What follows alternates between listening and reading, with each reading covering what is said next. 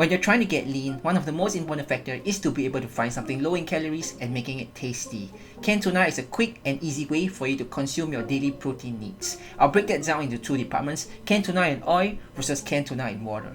Obviously, canned tuna in oil is going to be higher in calories, it usually comes flavored, thus making it tastier. So our goal is to make canned tuna in water better, or at least comparable to canned tuna in oil.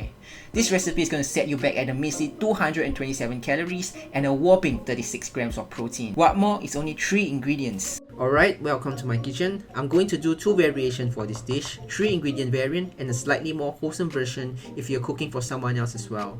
First thing, we're going to drain the tuna flakes. Thoroughly squeeze off any excess water as we do not want the mixture to be too runny.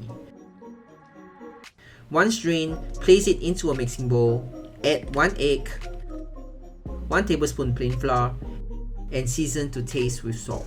You can skip the salt if the brand of tuna you're using is already salty. Mix it thoroughly. Take a pan, place it on the stove over medium heat.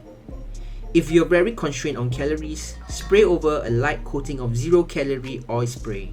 The trade-off will be reduced browning, which equates to less flavor and a less crispy exterior, but nonetheless, it will still taste great.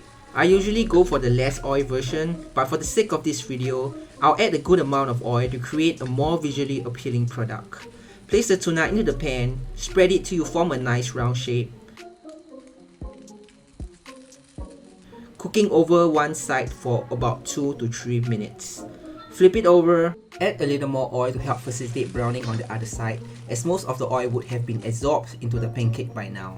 Continue to cook for another 2 minutes till nicely browned. Alright, version 1 is done.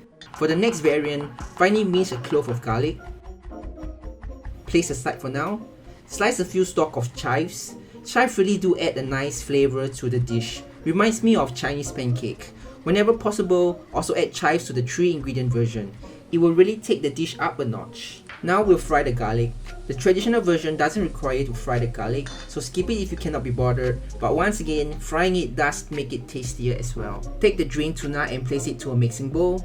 Add chives, 1 tablespoon of flour, 1 egg, and add the fried garlic in it.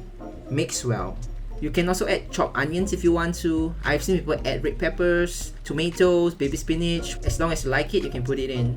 Finally, cook it the same way as we did earlier.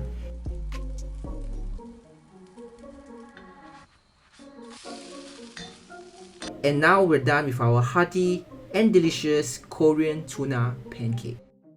There you go, 5 minutes is all it took to cook the dish. Quick, easy, simple, and most importantly, tasty. Plus, you have added another Korean dish into your repertoire. If you like what you see, like and subscribe, I would really appreciate it. Thank you for watching, have a great day.